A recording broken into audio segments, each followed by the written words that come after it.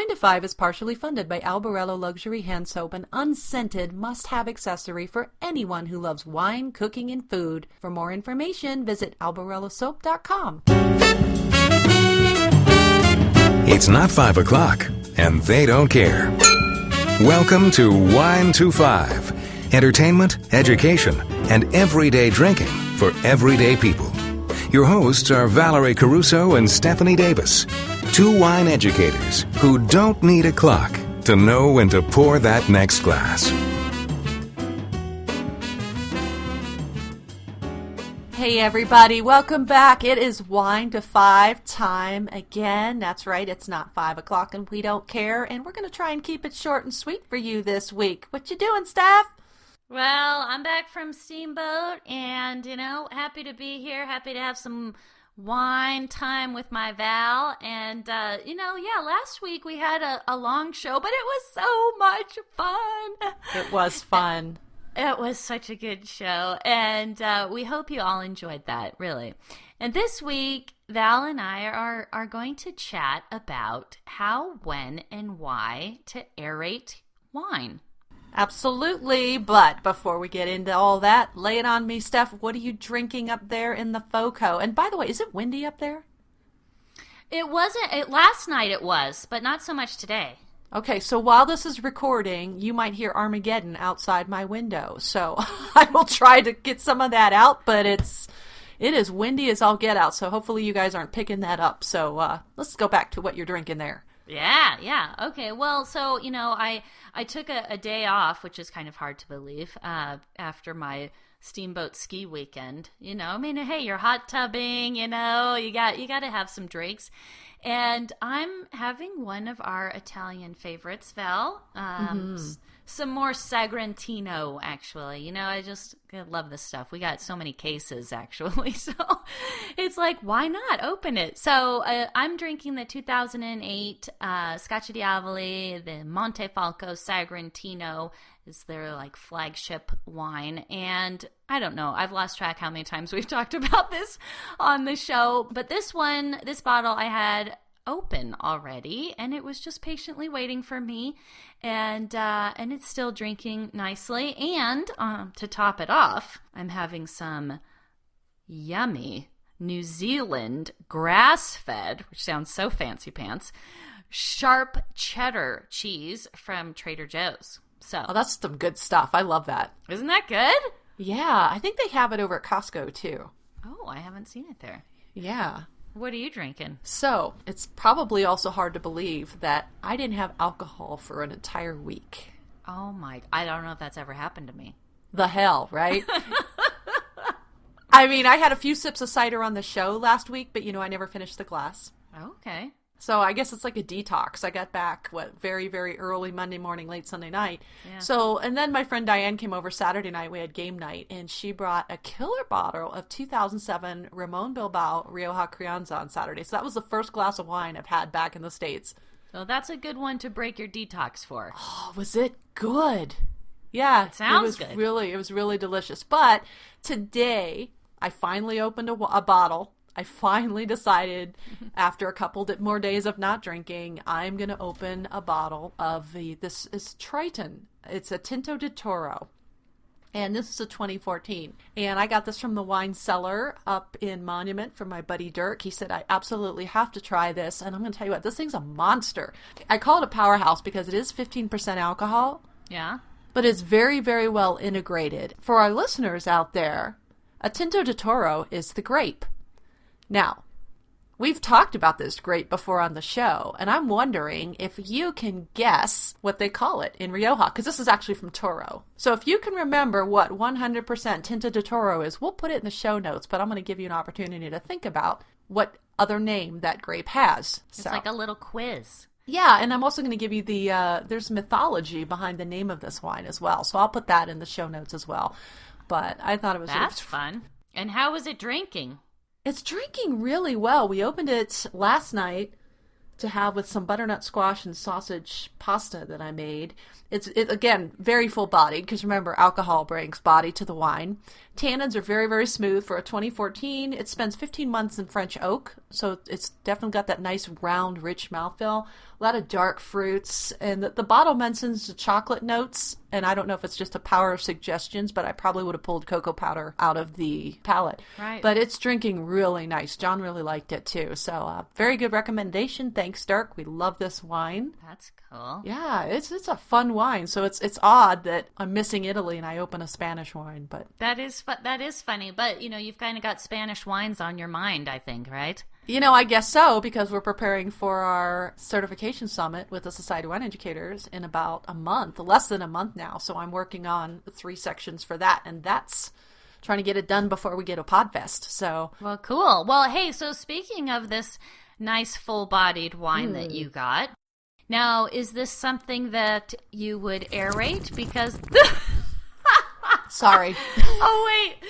You were aerating it in your mouth there. Well, that kind of goes along with what we're talking about. That's right. That's right. So how, when, and why would you aerate that? And what does everybody think about aerating wine? It is a controversial topic. Yes, and, it is. I did a little bit of reading on what some of the experts like Jancis Robinson, Master of Wine, would have to say about it. But I also know that I had 2 instructors in Italy who were very, very opposing in their views of aerating wine. And so we should probably clarify for the listeners first the difference between breathing, letting a wine breathe, decanting, and aerating, or actually breathing, aerating, and decanting. I like to say there's a progression. And here's what I tell people. So first of all, I've seen where people will pull the cork and let the bottle sit there. And they call that letting the wine breathe. It's a very hopeful thing because it doesn't work. Well, no. And, often if you have a bottle in front of you, you can explain. If you look at this neck of the bottle, which is an inch in diameter, you can pretty much guess that not a whole lot of air is getting in. It's like breathing through a straw. Right. So the wine really isn't breathing. And then why do we do that? So that's when we get into the aeration. Right. And this is where it gets contentious, because the whole idea of aeration is to expose the wine to oxygen, right? Exactly. So why would we do that? Well, and I think this also is a great way to explain how subjective it all is, because some people want to have their wine aerated or to have the wine breathe because they feel like it softens the wine, or sort of, helps the wine age in that way that it does in a bottle over time, but doing it very quickly. So that's fine, but some people prefer that the wine stays exactly how it's coming out of the bottle, that it doesn't aerate. They want the intense flavors, or if it's closed, then they hope that just by swirling it in your glass, that kind of relaxes the wine a little bit, helps open up the aromatics and all of that. But there's other people who want to, maybe put it in a blender and aerate it. You laugh, but I've seen it. And the whole thing about it, again, there are 2 camps. Some people, like you said, believe that the wine is good the way it is. I believe, and I would posit, that it is subjective to the wine. Yes. So what I've always done in the 100+ tastings that I've done over the years, I would tell people that if you pour the wine into the glass and you give it a little sniff before you even swirl it, and you smell nothing, then you give it a little swirl, and then you give it another sniff. And if the wine's not talking to you, we always say that it's probably been closed up in the bottle, and you liken it to going on a road trip. So when you get out of the car after a long road trip, when you guys got back from Steamboat, the first thing you do when you get out of the car is stretch. Okay, good. I haven't heard this analogy. So I would liken that to, that's what kind of you're letting the wine do. You've been cramped up in the car. The first thing you want to do is stretch, or for me, pee. But, for regular people, it is stretch. So that's kind of what you're letting the wine do. You're kind of letting the wine kind of open up and talk to you a little bit more, express its aromas, open up on the palate. You've heard people talk about wines being pretty nervy or closed or tight. And the reason they're using those words is because the wine really isn't saying anything other than, oh, I got tannin, I got acid, and I'm attacking the gums. Right, yeah, there's like little to no aromatics. And sometimes it might just be that wine style, that's just not very aromatic. But, when you give it some air, which a lot of times, that's why some of these wines over time can become more aromatic, because it's aged in the bottle there, and there's that slight bit of oxygen exchange. But yeah, there's times where you might have a type of wine style that isn't very aromatic, but you wouldn't necessarily know that, Right. Or it might be too cold. Like your white wine might be too darn cold. Yeah, refrigerator temperature, remember, is not a good temperature to serve wine. You want to be at like 50, 55 degrees, depending on the style. Again, the style of wine. The fuller bodied the wine, the warmer the temperature. But back to aeration. So that's usually the first step. So I used this, it was an Argentinian Malbec that I had once, and I put it in the glass and did the same thing, gave it a sniff, didn't say anything, swirled it, didn't say anything. Now, I'm the kind of person, I am totally good just swirling it in the glass and letting it evolve. Over. Was that the wind back there, Val? That was probably the wind, yeah. Oh my God, it sounded like you were really swirling really hard. Oh, I don't know if you can hear it or not, because my headphones are pretty soundproof here, so I don't know if you can hear it or not. But that whole thing with that Malbec, it wasn't talking to us in a glass, so we did a little aeration on. I just popped an aerator on, put it in the glass. It seemed to open it just a little bit, because what the aerator does is it kind of just allows more of that surface area of the wine to come in contact with oxygen. So by dumping it and splashing it around in the glass, or pouring it from a higher, altitude stuff right above the glass, you're pouring it, a couple inches above the glass. Yeah, splashing it around allows it to open up. Well, then that didn't work. So then you break out the decanter. And this is one of two cases that I see having a decanter. For that reason, you want to expose more of that surface area of the oxygen into that wide base of that decanter. Okay, so compare that big wide base of the decanter to the tiny little bottleneck. Exactly. When you're letting a wine breathe. But the main reason, if we're going to go from aeration to decanting, is really separate the sediment out from the wine. I mean, presentation is also another thing, because I know you're a big fan of decanters and decanting. You tend to do it a little bit more than I do. Well, I mean, there's the three reasons why you would use a decanter. One is to remove the sediment, to separate the sediment from the clear wine. And the second one is to decant it with the aerating it, get some oxygen in it. And the third reason is presentation. I mean, it is beautiful. I mean, to have your wine sitting in there in a crystal decanter, or even something that's just glass, and it's nice. But, if you're going to separate the sediment, it's really nice to have one of those filters. So that helps a lot. But yeah, I mean, you can do it, but then you end up having to clean it.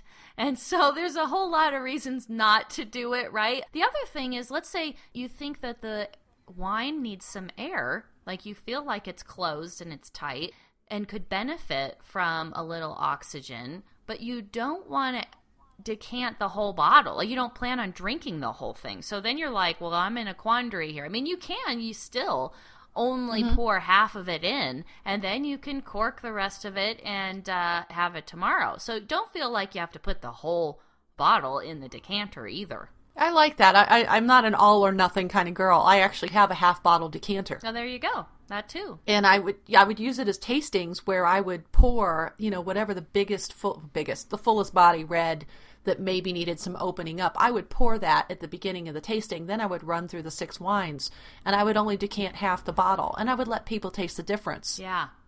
After an hour, and see if they could tell the difference. Sometimes you could, sometimes you can't. But, the main argument against decanting, and I will say, is if you're dealing with a very old, delicate wine, there is the belief that as soon as you pull that cork, the wine starts to die. Right. Okay, oxygen is not the wine's friend in this case. It may be for just a brief amount of time, but pretty soon those beautiful aromatics start to just dissipate. If you decant that whole bottle, you better drink it. Oh yeah, I mean, you should do it right before. If you want to decant it in order to separate the sediment, because it is old and maybe you can even see the sediment in the bottle. The chunks. Yeah, I mean, it's chunky and it's all clinging to the sides and stuff.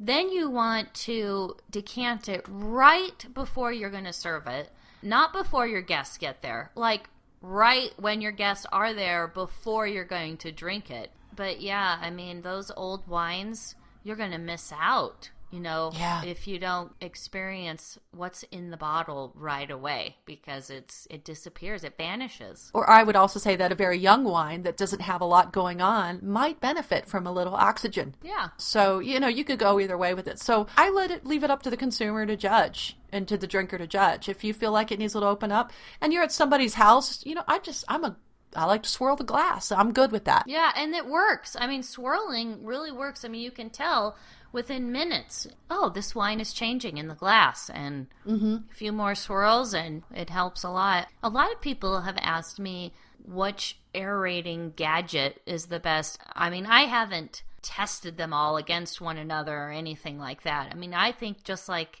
what we've been saying, it's really your personal preference. I mean, do you like to swirl it in your glass?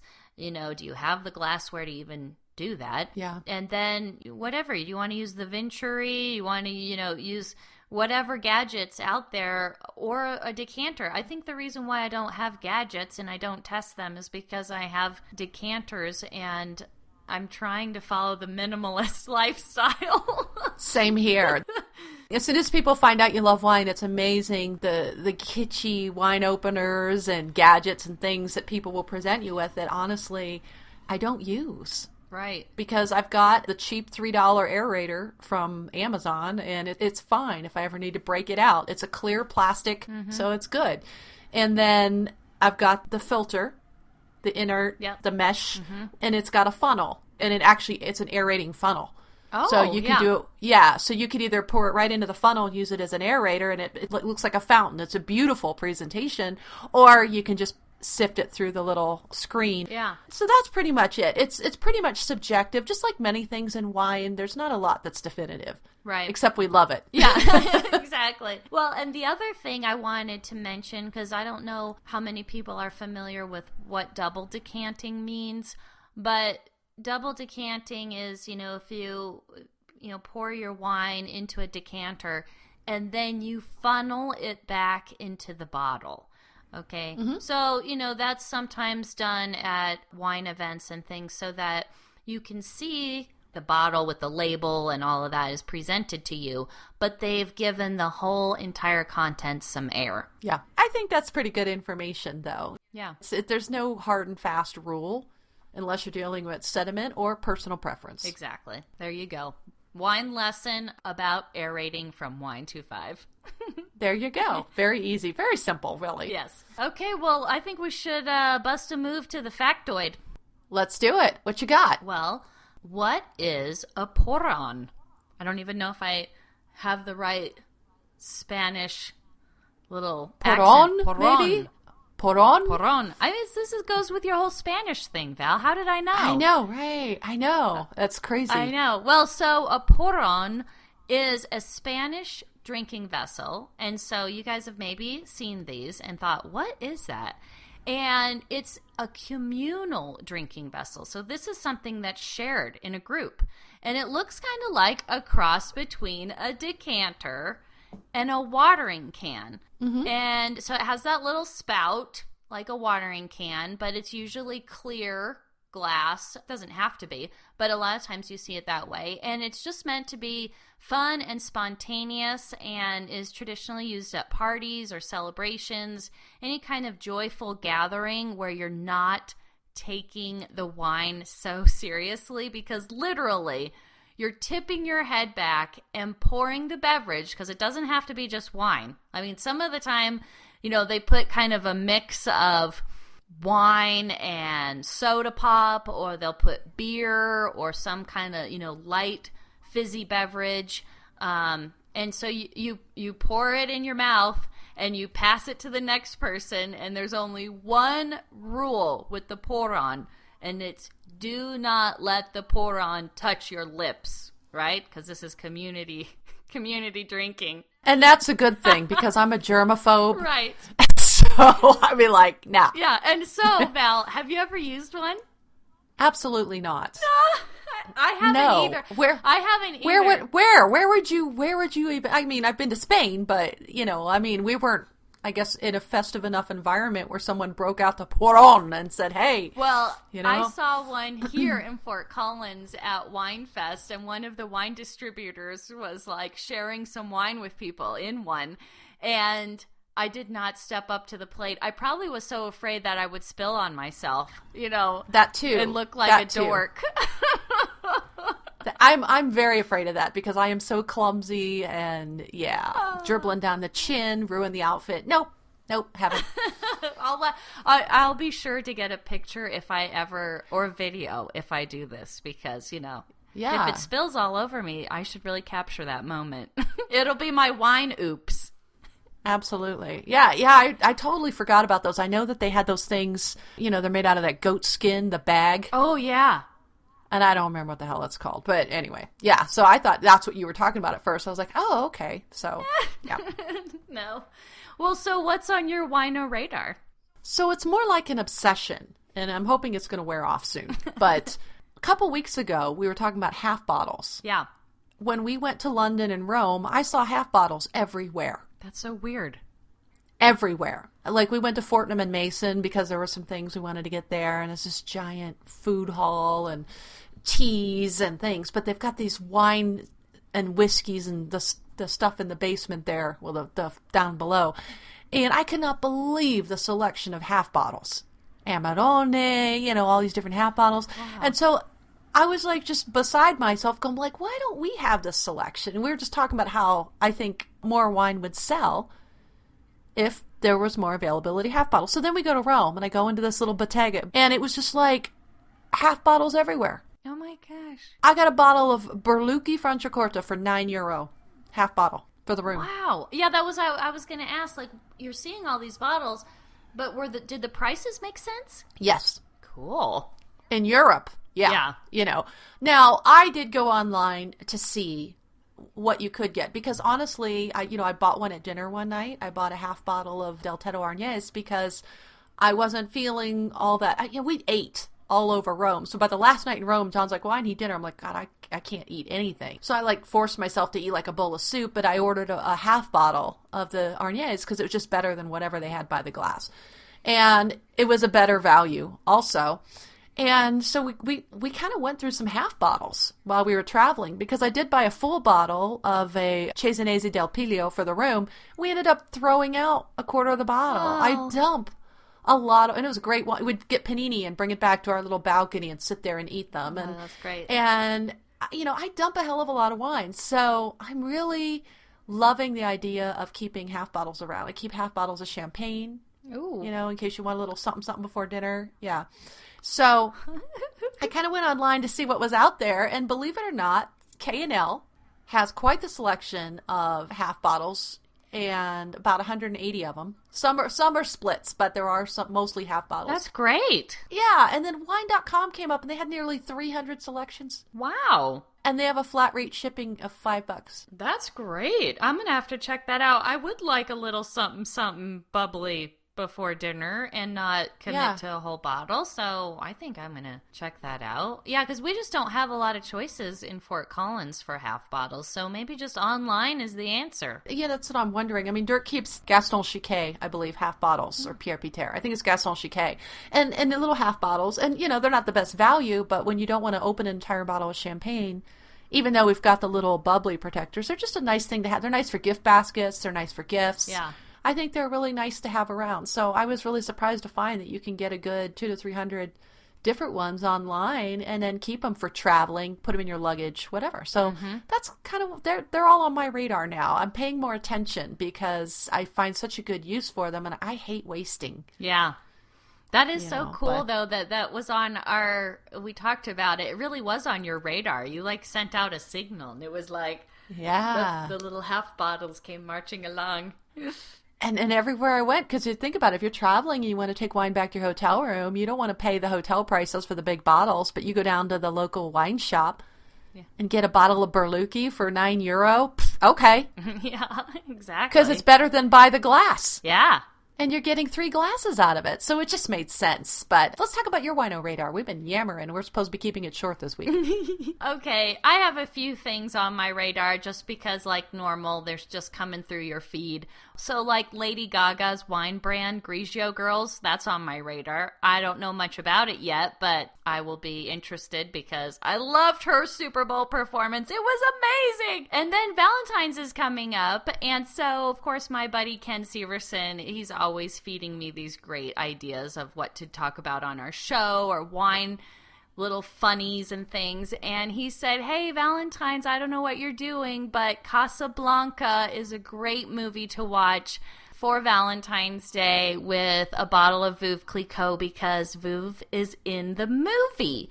So I thought that was cute. If you're staying home and having a romantic Valentine's at home, you could pick a movie and wine pairing like that. And then also on my radar are the flash floods and all the major mudslides going on in Napa right now. Just seeing some of the wineries and different wine writers tweeting and Facebooking about it. But so far it seems like, other than just a real nuisance for power outages and road closures, I haven't seen much as far as, any damage to vineyards or anything, but I think, that's still yet to be seen, the full damage report. Wow. Yeah. And that's part of living in Northern California. My first year I lived north of Sacramento, and the rain was relentless. It was so depressing. Like my first 3 months there, all it did was rain.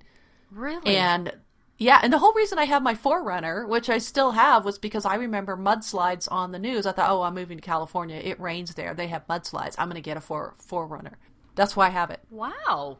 Yep. I didn't know that. That, and because my dog, I wanted him to travel in climate-controlled comfort in his crate in the back. Yeah. And so I had a dog at the time and a cat. So, it was one of those things where it was just relentless, the rain this time of year. And I was just like, God, is it ever going to end? And so I remember the floods out there in the late 90s when I first moved out there. And then, of course, it's that time of year, man. Yeah, not a good time to be touring or doing any wine tasting. And this is exactly why I don't have a vineyard. I'd break out in hives. I know, right? Freak out. Right. I know. Well, tell me about who gets your shout out this week. My shout outs go to those of you posting pics of your Wine to 5 Go Vino glasses and all the wines that you're trying, and you're continuing the Wine to 5 challenge, which we love, #W25 challenge. So we saw a really cool Brazilian sparkling. Yes. From Lynn, and we did a little repost on our Facebook page of that. And then the coolest Go Vino pic from Aswani on Instagram. So we tried to retweet that out and repost that. Wasn't it gorgeous? Yeah. So tag us if you're posting, and if we find your pics, we'll be happy to repost, retweet, or whatever it is, to get them out there. But we love that you guys are engaged with us, and that's my shout out to all of you guys who engage with us on social media. So hopefully we're not missing anyone. We try to do a little comb through and make sure we're answering to all you, because we want to engage back with you guys. So thank you so much for that. Yes, big thank you. What about you, Steph? Well, like I said, I was just in Steamboat and having a great time. I was snowboarding. We just say ski weekend, even though we're on boards. But we were up there with my friend's chef, Jason Schaefer, and he's the owner and chef at Chimney Park, and his lovely wife, Joanna. And the four of us dined at Laundry Kitchen and Cocktails in Steamboat, and it was amazing. And no, it doesn't have anything to do with the French Laundry. It was a really fantastic gourmet experience. So good. It was a culinary Disneyland, I must say. And of course, I was asked to pick out the wine, and we did have some cocktails too that were really great. So one of the cocktails, get this, one of the cocktails, you have to give them 45 minutes notice ahead of time to make the cocktail. So of course, before we even order our food or anything, we're looking at the cocktail menu, and Jason is like, I think we really all should order this 45-minute cocktail or whatever and see what that's all about. So we ordered it, and we just felt so giddy. Like, there was this, big surprise coming at the end of our meal, because we told him, we want this to come at the end, not, if it's ready in 45 minutes, we don't want it till the end. But it was our dessert. It was so fun, and it was really because they wanted all the spices and stuff to kind of saturate and really meld together. But anyway, so back to the wine I had. So, well, I want to hear what's the cocktail. What the hell takes 45 minutes? Oh my God, I'll have to look up what it was. I have to go to the menu. It's called Grace's Delight for 6 people, and it needs a 1-hour preparation time. Whiskey, dry vermouth, framboise, fresh orange juice, orange bitters, orange flower water, cinnamon, nutmeg, juniper berries, and 1 hour on ice. And it's from the official mixer's manual of 1956. Wow. So yeah, we got that. It was hilarious. We thought we were like giddy. We were like little kids. We're like, oh, like you were going on like a roller coaster ride. Like we're like, oh, we're gonna get the wine. We're so excited, you know. And then anyway, but so I was left to pick out the wine. You know, what were we gonna drink before our crazy Grace's Delight showed up? So I picked a Pinot. And everybody, you know, gave it 2 thumbs up, and it was reasonably priced. It was the Amy Vineyards Pinot Noir Winemaker Selection from 2014. Oh, it was really lovely. And so shout out to Amy Vineyards and to the Laundry Kitchen and Cocktails. All right. And this brings us to Patreon love. We thank you so much to our Patreon supporters. We're sending out some love to our tenacious tasters this week. Jeff E. from the hilarious drinking show We Like Drinking, Lynn from the wine blog Savor the Harvest, and our newest tenacious taster, Sebastian from Sassy Italy Tours. Thank you guys so much. And then to our 5 o'clock and We Don't Care listeners, thank you Meg from South Dakota, Clay in Arizona, John in California, Andrew in Illinois, Michelle in Nevada, and Azwana in California. We thank you so much for being a vital part of the Wine to Five listening and sipping community. And just a reminder, we have a monthly Patreon drawing that started last month. So every month we're going to draw a winner for a bottle of Albarello Luxury Hand Soap for any Patreon supporter at the $2 Tastemaker listener level and higher. So go to our Patreon page for more details, and at our Patreon page, which is at www.patreon.com/wine25podcast, you can also find out our new levels for our new Wine to Five swag, our t-shirts. Our show would not be possible without you, our listener community. To find out more about how you can support Wine to Five show, please go to patreon.com/Wine to Five podcast. So fun. So some of you may have seen on social media, we do have some t-shirts now that say Wine to Five, and they're so comfy and cute. We have men and women's t-shirts. So this is how you get yours. At the $20 Patreon supporter level, you get your choice of a t-shirt or 4 Govino glasses, and that is at the Reserva $20 level, okay? The other way you can get a t-shirt is at the $35 level, which is called the Reserva Superiore, and you get 2 Govino glasses and the t-shirt. You can check that out on our Patreon page and get your t-shirt. Yay! Yep. Let us know if you want the t-shirt or the Govino glasses at the $20 level, and tell us your size. Right. And then the same at the $35 level at the Riserva Superiore if you want the t-shirt and the 2 Govino glasses. And as soon as your credit card clears, then we'll go ahead and send those things out. Yeah, and one other thing is the t-shirts are true to size, and they're kind of stretchy. So just to let everybody know. Okay. If you love Wine to Five, then we know you'll share our show with your friends and your online community, and we definitely appreciate all your involvement and feedback. So leave us a burning wine question or a comment on SpeakPipe. iTunes love is always appreciated. We love those iTunes reviews as well. We get giddy over them. We read them on the show. And for your listening pleasure, whether you're on iOS or Android, we're also on iHeartRadio. We're on Facebook, Twitter, Pinterest, YouTube, and Google Plus too. We're everywhere. We also have a store. And I think some of you saw the cocktail coloring books and the wine coloring books. God, you are finding some good stuff for the store, Val. I'll tell you what, I've been like, between fits of swear words and stress over politics, I really am zenning out with these coloring books. And so you pour yourself a glass of booze, pair it with a cocktail. Those are in our store now. So go to our website, use that search box. Definitely check out our store. We got some fun things in there. I add stuff almost every day, guys. Yeah, you could do some Valentine's shopping and get your loved one something from our store. Books galore. Okay. Well, you can connect with us individually, and this is how. Connect with Val on Twitter at WineGalUnboxed, and on the Vino with Val Facebook page, and on Instagram as Vino with Val. And I'm also on Instagram as the Wine Heroine, and I'm on Pinterest and Twitter at Albarello Soap, and Facebook and YouTube, all of the places. What else, Val? One more thing. Don't forget to use our new hashtag, WineOops. That's hashtag WINEOOPS to share your funny wine moments or embarrassing wine stories. And you can leave those on SpeakPipe as well. But until next week, everybody, cheers. Thank you for listening to the Wine to Five podcast. Be sure to check us out at Facebook/WineTWO5 and tune in next week for more fun and useful sip tips.